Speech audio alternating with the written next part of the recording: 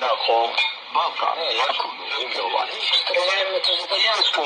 嘛，今天到为啥要不讲到今年然后这样啊，妈妈爸爸我们这美国那几家吧嘞，我老爸爸我讲到如果比嘛啦，比面都表里嘛的呀。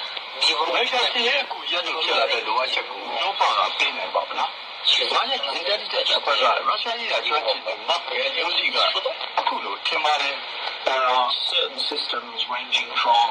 Patriot zoning 안에 Abrams 등가리네 Bradley 등가리 지 유크레인가 동주의 스네들이고 우로바가 야능의 군대도 니랑가 세계 제가 봐বে 다အချင်းဆောက်ရပါမယ်ဒါပေမဲ့ယူကရိန်းကလည်းသူ့ကိုယ်ပိုင်လက်နက်တွေကိုထုတ်လုပ်နေတာပါကာကွယ်ရေးနဲ့လုံခြုံရေးဘူဝါဒနဲ့လာရေးအဖွဲ့ Royal United Service Institute ရဲ့ပြည်သူ့ဆိုင်မှု Malcolm Chalmers ကအခုလိုပြောပါတယ်ဟုတ်ပါweapons which Ukraine is now ဒီကအခုတောင်းချနေတဲ့လက်နက်တော်လောက်ကယူကရိန်းတို့လက်နက်တွေပါ defense တယ်လီဘောက American တို့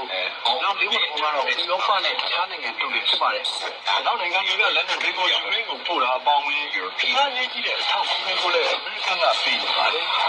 Malcolm Chalmers ကအခုလိုဆက်ပြောပါတယ် Finally the US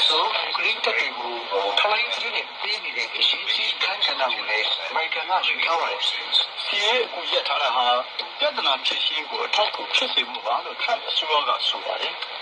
American ပြည်ထောင်စုရေးပတ်တာအခုလိုပြောနေပါတယ် Europe ဝေးလာပြီးဘာလဲဖြစ်ဖြစ် American လည်းဖြစ်ဖြစ် Ukraine လည်းဖြစ်ဖြစ်